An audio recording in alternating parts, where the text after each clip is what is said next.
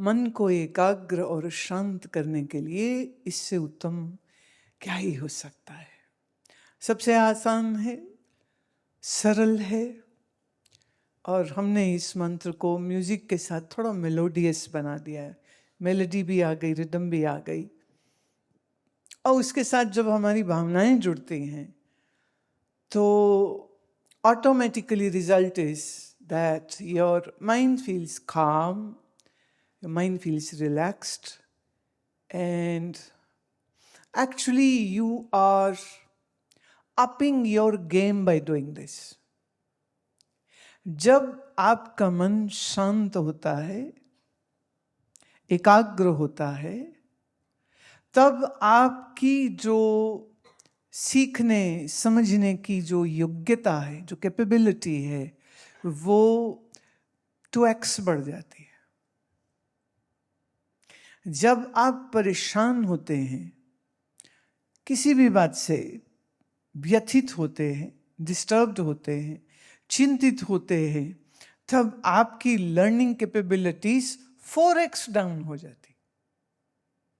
आप कहोगे थोड़ा सा मैंने एकाग्र किया तो 2x, पर घटते समय सीधे 4 क्यों हो गया? वो इसलिए क्योंकि नीचे हम ज्यादा स्पीड से गिरते हैं ना। अगर आप चौथी मंजिल पर हैं और बॉल नीचे गिरे सीढ़ियों से, तो तेजी से जाएगी, या हम जब बॉल को ऊपर फेंके तो वो तेजी से जाएगी? नीचे gravity is going to pull you down ना। जैसे बॉल को ग्रेविटी खींचती है, ऐसे ही हमारी wrong conditioning, wrong perceptions, wrong ideas, wrong environment, और हमारे आसपास जो लोग हैं ना, वो कई बार हमको सिर्फ गिरा ही रहे होते हैं, वो उठाते नहीं हैं। जैसे एक बच्चा फेल हो गया। अब फेल होने से सब बच्चे डरते हैं, और बच्चा फेल हो गया तो उसके फादर ने ये सोचा, आसान काम क्या था कि लड़के को बुलाओ और जूतम परेड करो उसकी। इंडियन बाप तो यही करते हैं, या इंडियन मम्मी कई दफे मम्मी छोड़ देती है बाप को, और कभी बाप मम्मी को शू, जैसे ना, जैसे अपने डॉग को अगर वॉच पे रखना हो ना, गार्ड पे, तो हम कहते हैं शू वॉच, और वो भागता है और चिल्लाता है और बंदे को फिर मेरे नजदीक नहीं आने देता है। तो कई बार हस्बैंड वाइफ एक दूसरे को शू करते रहते, चल तू, तेरी बारी डांटने की बच्चों को। वो कभी कहेगा वो तेरी बारी है डांटने की, और कभी कभी दोनों पार्टनरशिप में डांटते हैं, turn by turn. Relay race होती ना, बेटन दूसरे को दिया, वो भागा, फिर आगे पकड़ाया, वो भागा, तो कभी कभी फिर दोनों मिलके डांट रहे होते। लेकिन इस पिताजी को जब ये मालूम हुआ कि लड़का उनका फेल हो गया है 10th क्लास में, तब उन्होंने अपने सब फ्रेंड्स, सब नेबर्स, सब रिलेटिव्स को इनवाइट किया कि इस संडे हमारे घर में पार्टी। आप सब सोचे कोई बर्थडे है, एनिवर्सरी है, क्या नहीं है, ये पार्टी किस खुशी में हो रही है? तो एनी हाउ पार्टी हो, फ्री का खाना मिल रहा हो ना, तो कहीं भी चले जाते। ये आदमी की कुत्ता प्रवृत्ति होती है। जहां भोजन फ्री में मिल रहा हो और अच्छा मिल रहा हो, तो वो बिल्कुल पहुंच जाते हैं। तो सारे लोग पहुंच गए, और सबके अंदर एक जिज्ञासा कि भाई किस वजह से पार्टी है, ओकेजन क्या है। सब आ गए, तो उन्होंने फिर स्टेज संभाली और सबको कहा कि देखिए, मैं आपको सूचित करना चाह रहा था, इस साल मेरा लड़का 10वीं में फेल हो गया, लेकिन मैं ये जानता हूं कि अंदर ही अंदर आप बहुत सारे खुश हो रहे होंगे कि लड़का इनका फेल हो गया। पर मैं ये बताना चाहता हूं, करत करत अभ्यास के जड़मती होत, तो मेरा लड़का अगले साल तो पक्का ही अच्छे नंबरों में पास हो जाएगा। इसलिए आपको कोई खुशी मनाने की जरूरत नहीं कि इनका लड़का पास नहीं हुआ। पहली बात। और दूसरा, मुझे मेरे लड़के की योग्यता पर बड़ा भरोसा है, अगले साल वो मेहनत करेगा और पास हो जाएगा। और अगर कहीं वो अगले साल भी फेल हो गया तो हम फिर से कहेंगे, करत करत अभ्यास के जड़मति होत सुजान। तो मेरा लड़का सुजान तो हो ही जाएगा, आप खामखा दिल न जलाइए अपना, आप मेरे लड़के की बुराई नहीं करिए। होता क्या है, most of the times when we like fail in something, people around us want to make fun of us, उनको बड़ा मजा आता है। स्लैपस्टिक कॉमेडी क्या होती है समझते हो? एनीबडी? स्लैपस्टिक कॉमेडी फिल्म में जो मिलती है वो ये होती है कि बंदा चला जा रहा है और केले पर पैर फिसल गया और वो गिर गया और सब लगे ही करके हंस पड़े। ये क्या बात हुई? या कोई चाय का कप पकड़ने लगा और चाय उसके ऊपर गिर गई और सब उसके आसपास हंस रहे हैं। तो इट्स लाइक किसी को थप्पड़ मारा, किसी को डंडा मारा और उसमें तुमको हंसी सूझ रही हो, तो ये बहुत पैथेटिक हंसी होती है। It's not good. So slapstick comedy is not considered a very healthy comedy. इसीलिए कहते कॉमेडी करना सबसे मुश्किल काम होता है एक्टिंग के फील्ड में। It's a most tough job to laugh and make others laugh. और रोने को तो सारा दुनिया तैयार है, जरा सी बात करो तो जे झर झर झर आंसू निकलने शुरू हो जाते। अभी मैं आ रही थी हॉल में तो एक फैमिली मिलने आई, उनके फादर की डेथ हो गई। He was 48 years old. बड़ी बहन है, छोटा भाई है। छोटा जो भाई है वो 13 साल का है और जो बहन है वो 23 की है। और वो दोनों अपने चाचा के साथ मुझे मिलने आए।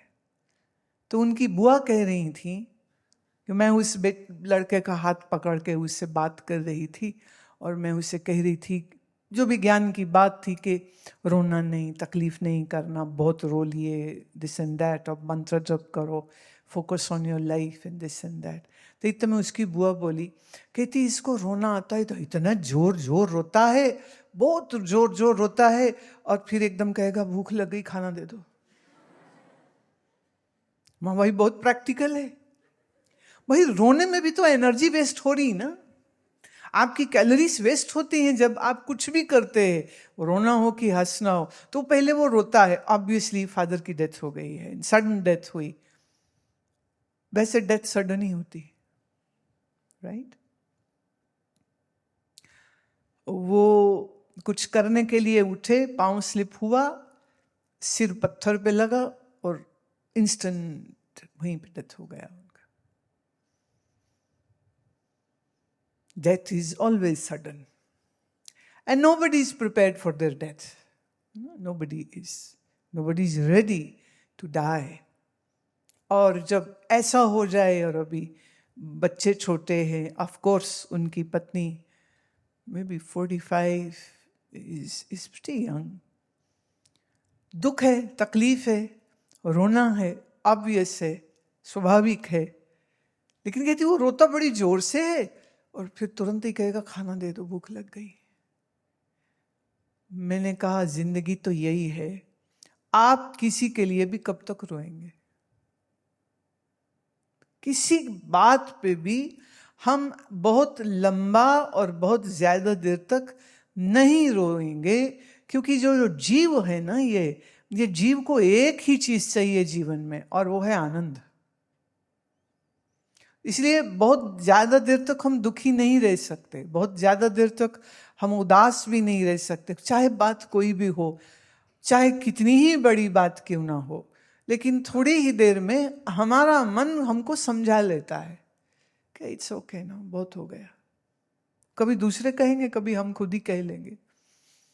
पुराने लोग जब बच्चा घर में रोए तो उसे चुप कराने नहीं जाते थे, कहते थे अपने आप ही चुप हो जाएगा, रहने दो, छोड़ दो इसको। ज्यादा पूछोगे तो ज्यादा रोएगा, क्योंकि अटेंशन मिल रही है ना। दो एक बहन भाई थे, घर में लड़ाई हो गई, छुट्टियां हैं तो करने को कुछ नहीं, चलो बहन ही पीट दो। तो उनने अपनी बहन पीट दी, और बहन ने भी आगे से लगा लिया जितना लगा सकती है, पर भाई बड़ा था, मजबूत था, तगड़ा था। वो बेचारी मार खा के फिर वो कमरे से भाग गई और दूसरे कमरे में खुद को बंद कर लिया। कोई 5-6 घंटे बाद पापा जॉब से वापिस आए। वो जैसे ही वापिस आए वो जोर जोर रोने लग गई। बोले क्यों रो रही? बोले भाई ने मारा है। मारा कब है? 5 घंटे पहले। अब जब कोई चुप कराने वाला ना हो, सिंपैथी देने वाला ना हो, तो रोने का क्या मतलब? सो बी प्रैक्टिकल। कुछ भी हो जाए कभी भी तो चेक किया करो। जैसे एक तुमने चीज नोट करी, अगर तुम चलते हुए गिर जाओ तो सबसे पहला रिएक्शन तुम्हारा क्या होता है? किसी का भी? हाँ, सबसे पहले वो देखता है किसी ने देखा तो नहीं, फटाफट उठ जाओ। अच्छा कोई पूछ ही ले, गिर गए थे, लग गई थी? नहीं, ऑल गुड। चाहे लगी हो, चाहे लंगड़ा लंगड़ा के चल रहा हो, पर बात उस समय पर इज्जत पे आ जाती कि कोई कहेगा दिखाई नहीं देता है, आंखें हैं कि बटन, पगला गए हो क्या? क्या सोच रहे थे? लोगों के पास एक इतना लंबा गालियों की किताब है ना, यहां याद करके रखी हुई, मौका मिले तो सही तर तर तर तर तर तर तर तर तर तर AK-47 के गोलियां निकलती हैं ना, है ना, तो उनके मुंह से ऐसे गालियां निकलती तर तर तर तर। तुम सोचते रह जाते हो कि ये तो कहते मुझे कुछ याद नहीं रहता, और यहां लगता है जैसे कुछ भूले ही नहीं कभी। तो जब कोई गिर जाए तो सबसे पहले देखता है कि कोई देख तो नहीं रहा, फिर उठ के खड़ा हो जाए, फिर खुद को चेक करता है, चलो थोड़ी बहुत लग गई तो चलो कुछ कर लेंगे ट्रीटमेंट, नहीं लगी तो कपड़े झाड़े निकल पड़े। एक को पूछा अरे तू गिर गया था? कहते नहीं। कहते मैंने देखा तुम गिर गए थे। बोले गिरा नहीं था, वहां एक छोटी सी चींटी थी और वो दब जाती मेरे पांव के नीचे आके, तो मैं नीचे उठ के उसको कहा देवी चलो तुम्हें मैं किसी सुरक्षित जगह पे उठा के रख देता हूं। तो मैं तो चींटी उठा रहा था, अहिंसा परमो धर्म, वो तो चींटी को बचा रहा था। इसलिए हम गिरते फिरते नहीं है, क्या समझा है हमको, बेवकूफ है कि हम गिर जाएंगे, वो भी घास के ऊपर, पानी भी नहीं था, खड्डा भी नहीं, पत्थर भी नहीं, ऐसे ही गिर जाए, गिरा है। ये अकल समझ हमेशा अप्लाई करके रखनी चाहिए कि जीवन में जब कुछ चोट लग जाए, लगेगी, ये याद रखना। तुम भले जितना मर्जी हनुमान चालीसा करके निकलो, पड़ी जाएगी कहीं ना कहीं से। एक ने कहा क्यों पड़ेगी हमको, हम तो हनुमान चालीसा करके निकले। बोले ठीक हनुमान चालीसा करके निकले, पर शनि महाराज भी देख रहे होते हैं कि क्या गड़बड़ करता है, तो उसका न्याय तो वही करेंगे ना। तब उस समय हनुमान जी भी आंखें फेर लेते, मार ले इसको। तो फिर शनि महाराज अपना जस्टिस देते हैं, एंड कर्मों का फल देते हैं, और फिर उस समय हनुमान जी भी कहेंगे नहीं कोई बात नहीं, इसको सहना भी जरूरी है। क्यों? कुम्हार कैसे घड़ा बनाता है? मिट्टी कूटता है, उसको पहिए पे रखता है, घुमाता है, और फिर एक लकड़ी की फट्टी रहती, उससे फिर घड़े की पिटाई होती है। पर ये पिटाई क्या कर रही है? शेप दे रहा है, अच्छी शेप दे रहे, और जितनी अच्छी शेप दे देंगे उतना अच्छा मूल्य पे वो घड़ा बिक जाएगा।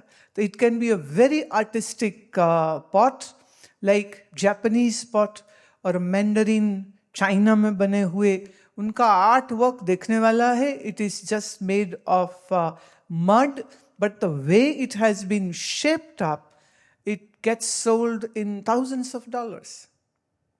तो ये जब घड़े पर पट्टी से वो मार पड़ती है ना, जब उसको तुम कह लो मार पड़ती है, तुम कहो कि उसको शेप दिया जा रहा है, तो ये अगर फट्टी नहीं लगेगी तो घड़े की शेप अच्छी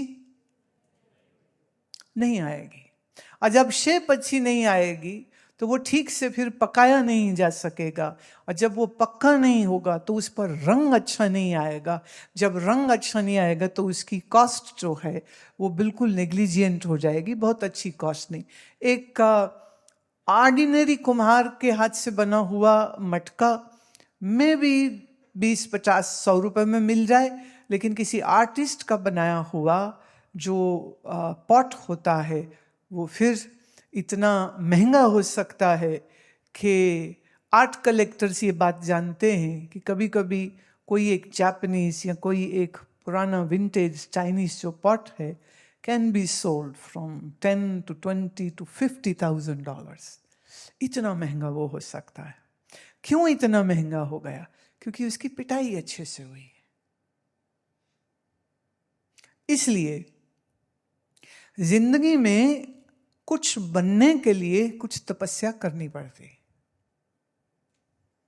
जो लोग अपने पापा के पैसे का मान करते हैं कि पापा का पैसा हमारा ही है, पापा की दुकान ऑफिस फैक्ट्री हमारी ही है, कई बार वो इतना केयरलेस हो जाते हैं और जितनी ज़्यादा पैसा और जितनी ज़्यादा ऐश आयाशी करने को मिल जाते हैं, फिर उनकी दुर्गति ये होती है।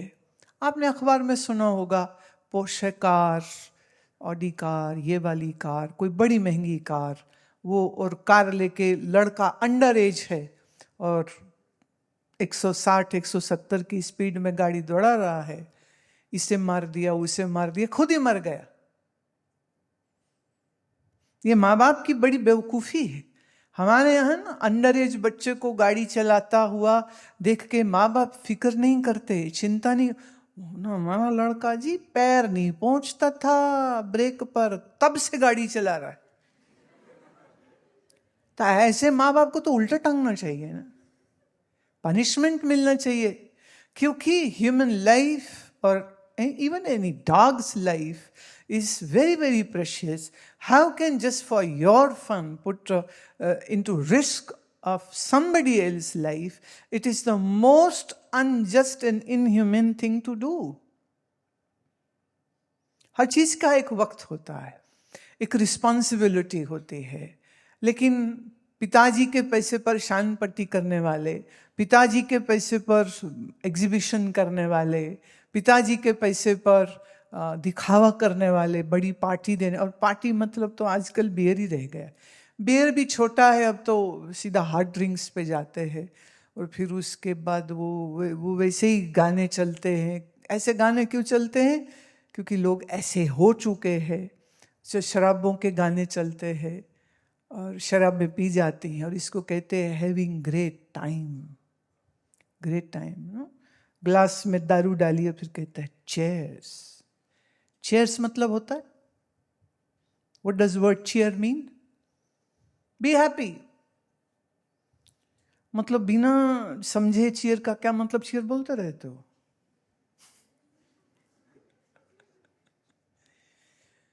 पीने वाले कहते चीयर्स।